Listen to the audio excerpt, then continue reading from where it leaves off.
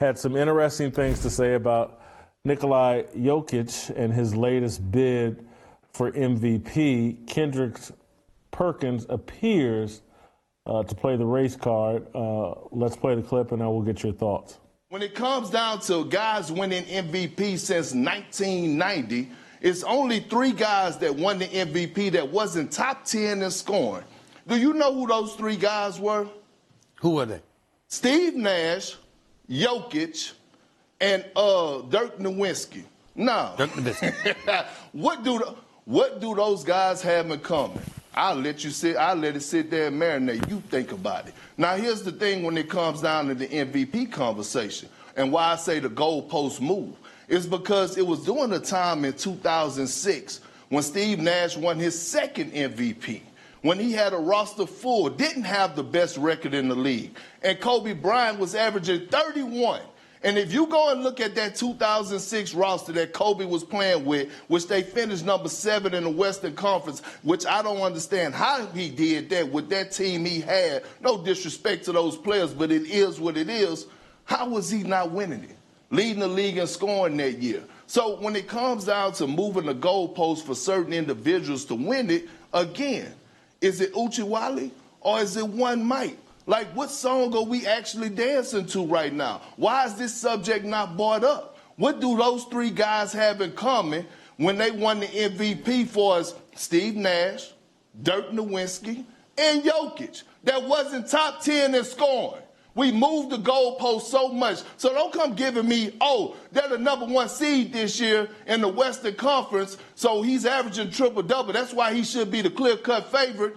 They wasn't the number 1 seed last year. They was actually the number 6 seed. One seed from being in the play-in tournament. So that's my whole thing. Is like, why we move the goalposts for certain people and then for others, we don't. So when I was trying to make a case 2 years ago for Chris Paul, when I was saying, hey, you know what? The Phoenix Suns, Chris Paul, same organization, same position, same results.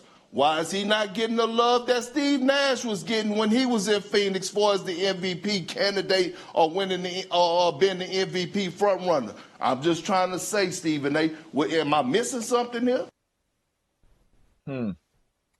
Steve, is he missing something? You mean Dilbert Perkins? Because he almost went all the way there, except he didn't have the guts to say it. He just wanted to let it marinate. Kendrick. Finish around the hole, brother. You want to go there, go there.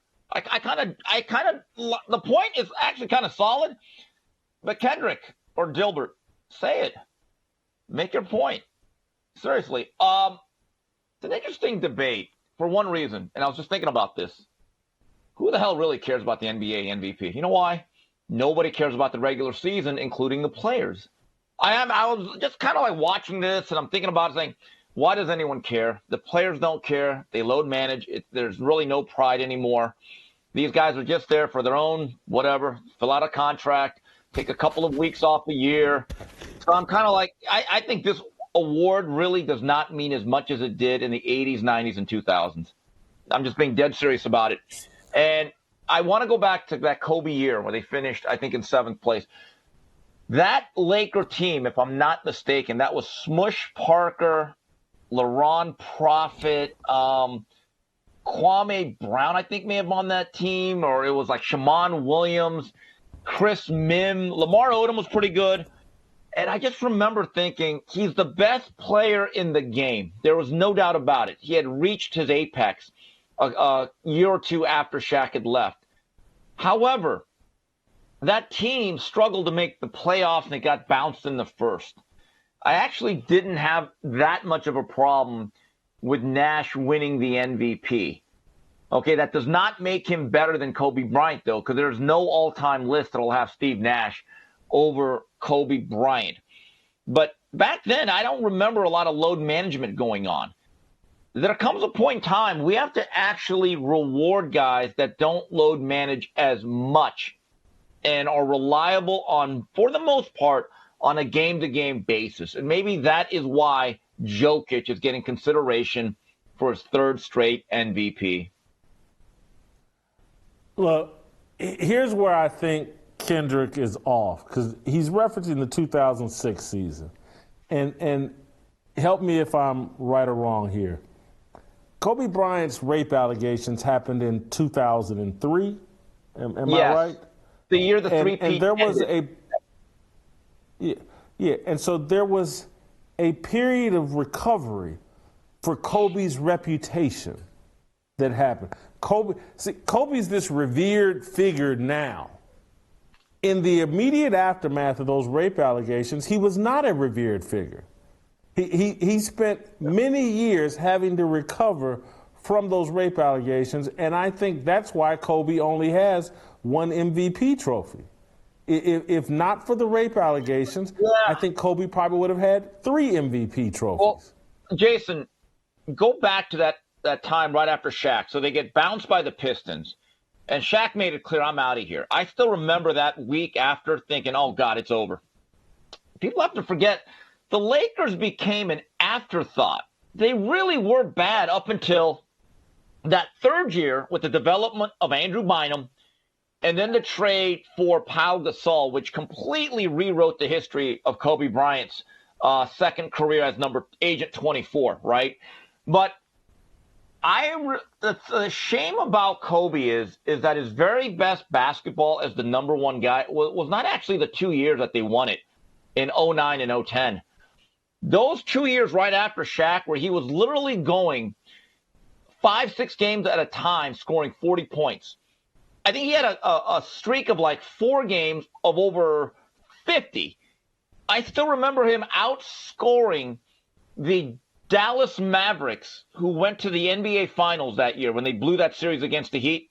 One of the most amazing things I've ever seen, and to me it's more impressive than the 81 points, Jason.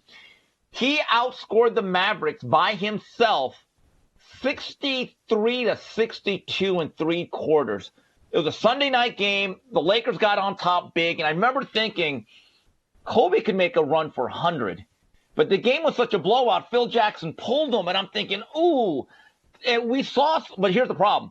Nobody cared about the Lakers. Nobody actually cared about the Lakers, and it's really a shame that his best basketball, I think, is to a certain degree forgotten about. But again, the award is different, though. It's not just purely stats, and it's not just purely who's the best player, because, Jason, let's be honest about it.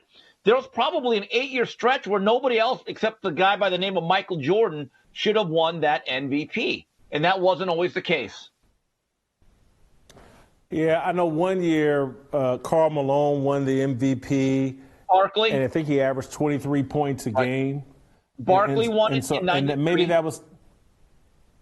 that was in the top 10 or whatever, and Kendrick's point stands up. But I just playing the race card on the NBA MVP just doesn't make sense. That's not these and reevaluating what happened 20 years ago or 18 years ago. It's impossible to do because Kendrick Perkins, again, I don't think can factor in what the thinking was about Kobe and his reputation and what was impacting his MVP case at that time. Kobe was not liked the way that he was liked and now revered at this point. But it took several years after those rape allegations for Kobe's reputation to recover, and that hurt his MVP chances.